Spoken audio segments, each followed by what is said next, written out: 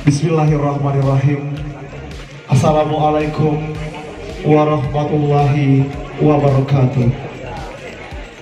Dengan penuh cinta, dengan sebuah kemuliaan dan juga keagungan, dan atas ridho dan juga rahmatnya Allah Subhanahu wa Ta'ala, perkenankan kami menghaturkan selamat datang kepada yang telah lama kami nanti-nantikan, yang telah lama kami elung-elungkan. Dia adalah keluarga besar Bapak Haji Mursalim Akibah beserta Ibu Haja Mariani Nur Mansur pada siang hari ini menghantarkan putra tercinta Adinda Muhammad Aksan Mursalim SANS, dan sebagai simbol keagungan, sebagai simbol cinta, suku Bugis yang berada terimalah persembahan Tari Paduka.